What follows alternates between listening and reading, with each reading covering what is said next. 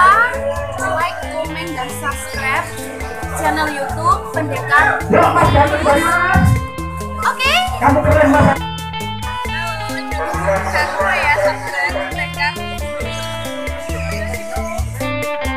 subscribe ke YouTube-nya Pendekar terus OTW 100.000. Mantap gitu makanya. Mbak. Terima kasih. Oke, assalamualaikum warahmatullahi wabarakatuh. Jumpa kembali dengan saya Pendekar Umbrus, channel yang baik hati dan tidak sombong. Melanjutkan live kemarin teman-teman ya. Yang kemarin Om Umbrus live, terus tiba-tiba 40 menit terakhir itu error. Ngelag gak bisa di pencet apa-apa teman-teman.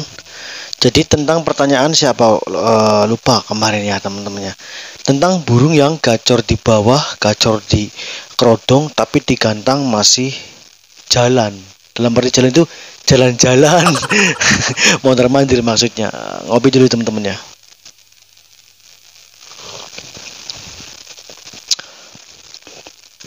Entah itu lovebird factor, entah itu lovebird untulan, yang jelas sama. Tapi di sini Om Umbrus menyarankan kalau untuk burung-burung seperti itu biasanya burung factor. Tapi kalau untulan ya sama kasusnya. Tapi kalau untulan itu biasanya dia ketika ada untulannya nggak bocor di bawah.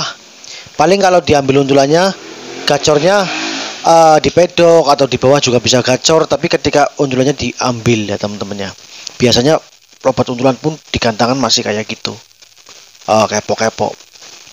Karena sesuai pengalaman Om Umbrus, burung-burung seperti itu biasanya satu faktornya itu burung baru pertama digantang,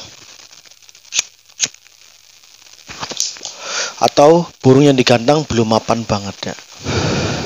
Di sini Om Umbrus akan menerangkan sedetail mungkin, makanya saya harap yang baru nonton video ini, ayo kita bergabung, subscribe dulu ya, otomatis teman-teman bisa berteman dengan Om Umbrus. Insya Allah semua request teman-teman yang ada di kolom komentar YouTube akan saya buat konten, karena kalau bukan Om Umbrus siapa lagi yang menerangkan secara detail tentang lovebird seperti ini, spek-spek latberan lah ya katakanlah. Yang lain mungkin membahas konslet dan Om Umbrus juga membahas konslet, tapi Om Umbrus tetap peduli sama kalian yang masih kesulitan dalam settingan-settingan gantang lah ya, burung-burung yang katakanlah akar rumput lah ya, seperti Om Umbrus akar rumput lah seperti itu. Ayo subscribe teman-teman ya. Jadi ada beberapa faktor teman-teman. Burung yang contoh nih, gacor di rumah ya, tahap awal gacor di rumah, di track sama burung di rumah dia mau bunyi, di track sama burung-burung teman-teman dia mau gacor keluar durasi, bahkan keluar durasi ya teman-temannya. Tapi kok di gantangan dia banyak wakwek, banyak patroli gantangan. Kalau nggak wakwek yang ngecek doang, nggak mau buang ya teman-temannya. Nah, kedua, burung yang gacor di kerodong setelah dibuka juga seperti itu, burung banyak tingkah, nggak mau gacor seperti di kerodong ya teman-temannya. Ada lagi yang burung gacor di pedok, tapi di gantangan dia nggak mau, tetap dia banyakan wakwek, banyakan bermain jeruji, bermain tangkringan, bermain jeruji tebok. Di sini ada dua faktor teman-teman. Burung seperti itu apakah mantan prestasi, apakah burung itu belum benar-benar belum jalan sama sekali di gantangan. Kalau untuk burung-burung pertama yang burung belum jalan gantangan sama sekali, baru dikenalkan gantangan, itu suatu hal yang wajar. Nanti Om Umbrus akan bahas yang burung yang prestasi tiba-tiba seperti itu ya. Makanya tonton sampai selesai, jangan di skip biar tidak gagal paham. Untuk rawatan teman-teman, insya Allah channel Om Umbrus di bawah juga udah banyak ya.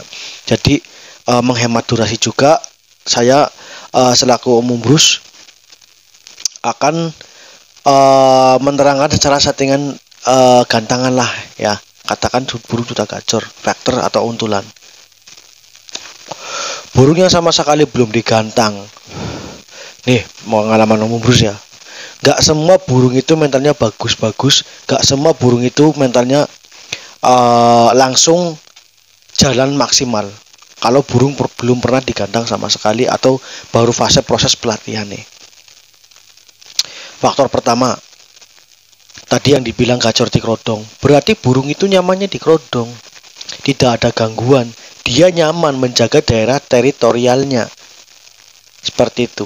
Ada para suhu yang mengatakan burung itu kalau satu titik ya gacor, jangan dipindah-pindah. Nah, itu fase penggacoran.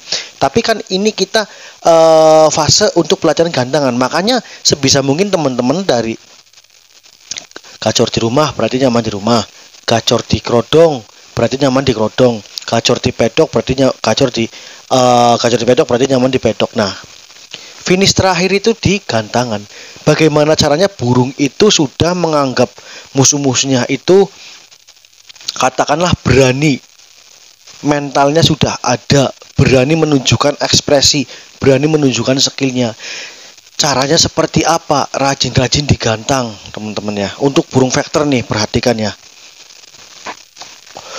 Om Bruce waktu bermain Shopee ya, Shopee namanya Shopee, dulu banget burung itu.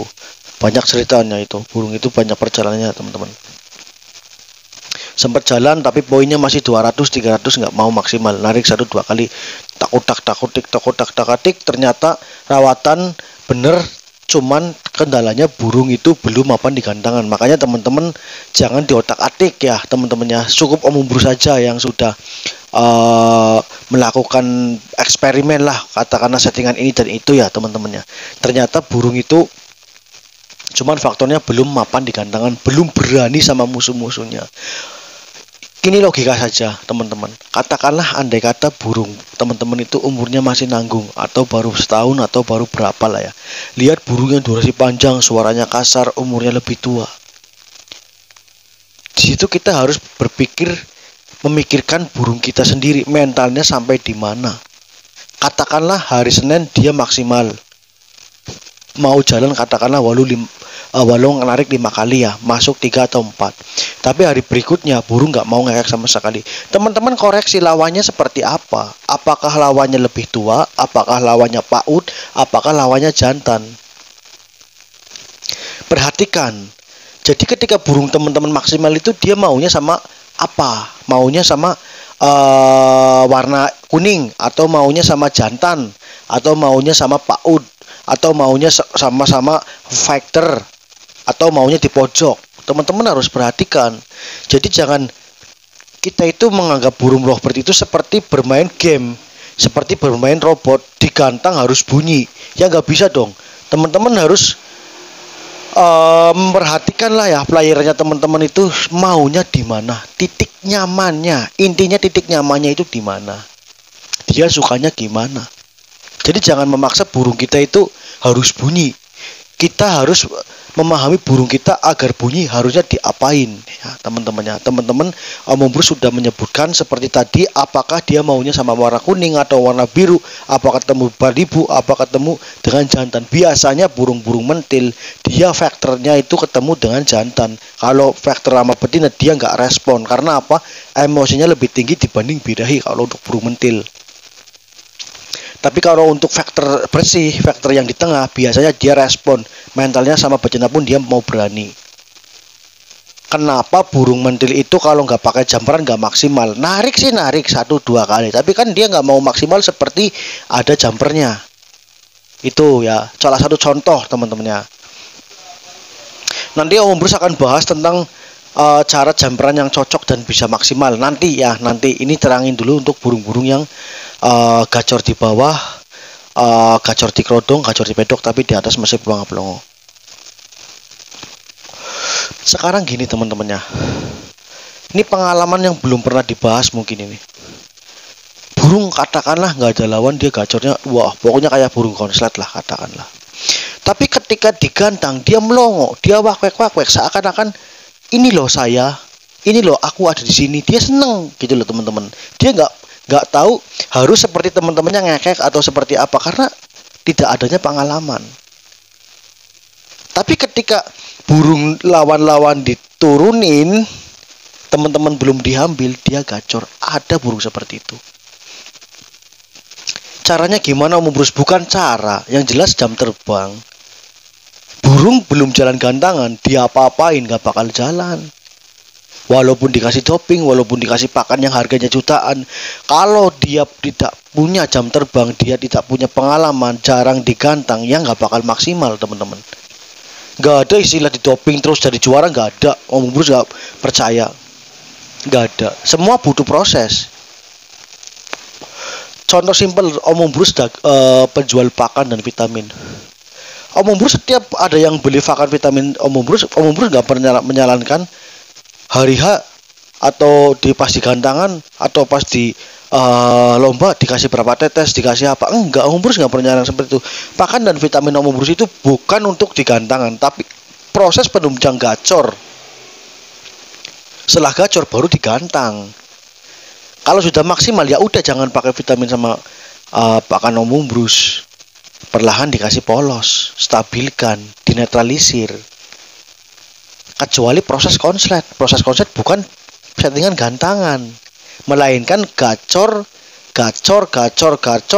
sampai dia cuek, sampai dia nyaman, sampai dia jenuh, baru dobelan. Itu. Tapi kalau untuk burung-burung settingan, katakanlah baru gacor di setting biar jalan, biar sardot lah, mudahnya seperti itu, atau vector lah, itu bisa. Di mana-mana di event besar pun burung konser nggak ada yang pakai pakan kenceng. nggak ada yang pakai doping. Event besar loh ya. Kita bicara event besar aja. Karena orangnya arogan, orang yang nggak kalah sama gengsi. Seakan-akan doping ini mampu digantang itu bisa juara. Nggak ada. Burung konslet, burung vector, pokoknya burung-burung yang sudah juara, ya itu aja. Millet polos sama air keran. Ya air keran memang enggak lah, apa air yang higienis lah ya, yang bermerek lah, atau larutan atau apalah. Enggak ada yang namanya doping-dopingan. Paling disuapin biar kenyang, dikasih jagung bila perlu. Itu. Teman-teman harus bisa memproses burung itu secara logika, enggak usah berhalusinasi bahwasanya doping ini atau vitamin Om Bruce bisa menjamin burung juara. Enggak ada istilahnya seperti itu. Setidaknya pakan dan vitamin itu penunjang birahi, penunjang kegacoran. Nah, gacor itu ketika di rumah berarti nyaman di rumah. Caranya gimana biar gacor di gantangan? Ya biar nyaman di gantangan, itu saja. Simpelnya seperti itu. Kita sudah bahas burung yang belum jalan sama sekali ya. Bahas yang burung prestasi, katakanlah vector atau burung sardot. Ya teman-temannya, tapi tiba-tiba dia ngadat, nggak mau bunyi sama sekali. Perhatikan cuaca kalau untuk burung vector. Kalau untuk mendung habis hujan jangan digantang, karena burung vector perlu adanya emosi. Kenapa burung vector itu pilih-pilih lawan? Iya wajar teman-teman. Kalau Om Bruce, burung saya kok kalau ketemu paskon malah enak, tapi kalau ketemu birung dia nggak enak. Nah teman-teman harus ikutin itu. Carikan lawan yang dia sukai, yang bisa membuat dia maksimal. Kalau burung tiba-tiba macet nggak mau bunyi sama sekali, berarti burung itu over birahi. Saya lalu vector lebih baik over emosi daripada over birahi. Nah, kata-kata over emosi dan over birahi itu sebenarnya sama, bareng. Tapi ada kadar tingginya, ada kadar rendahnya. Di mana birahi rendah, emosi tinggi, burung biasanya ngejar lawan, cenderung wakwek, nggak mau ngekek. Di mana burung birahi tinggi, emosi rendah, burung gembung, mainan tangkringan, mainan ruji, selup-selupin ke jeruji. Nah, solusinya seperti apa? Teman-teman harus perhatikan. Biasanya burung over birahi kotorannya mencret, tidak berbentuk. Walaupun burung vector perlu birahi ya, tapi setidaknya jangan terlalu mencret seperti burung ram. Teman-teman tahulah burung mencret seperti apa. Itu seperti itu. Caranya seperti apa? Rajin mandi malam. EF-nya timun. Tetap satu ruang satu burung diasingkan. Insya Allah seiring berjalannya waktu burung tersebut insya Allah akan stabil birahinya. Nah, ciri-ciri burung stabil birahinya, burung mulai mau ngekek. Perlu birahi burung untuk ngekek, tapi jangan ketinggian. Itu. Bingung kan? Main factor harus kontrol emosi dan birahi, teman-teman. Kecuali burung yang untulan. Burung untulan pun ada saatnya burung itu minta kawin. Makanya teman-teman kalau burung seperti itu sudah biasanya kalau sudah ngadat, kalau dia nggak mau ngekek lagi, kalau dia akal-akalin sudah susah, ganti untulan. Kalau untulan bebas, mau gestang, mau ngawin, terserah burung teman-teman maunya dikawin atau digestang atau mama paut atau sejenis, betina-betina atau jantan-jantan. Sama mandi malam juga kalau adat. Minatnya tetap polos. Seperti itu teman-teman ya. Mudah-mudahan dengan adanya konten Om Mumbrus, teman-teman bisa memberikan rasa optimis, memberikan motivasi ya teman-teman ya. Adanya pencerahan dari Om Mumbrus, teman-teman bisa semangat, jangan putus asa. Om Mumbrus juga sering kondangan teman-teman, bukan teman-teman doang. Oke? Jadi nggak ada yang nggak lolos dari kondangan. Tuh. Burung maksimal pun bisa rubah karena salah perawatan. Oke, wassalamualaikum warahmatullahi wabarakatuh. Yang belum subscribe silakan subscribe teman-teman ya. Yang sudah subscribe terima kasih. Salam pendekar Om Mumbrus, mantap.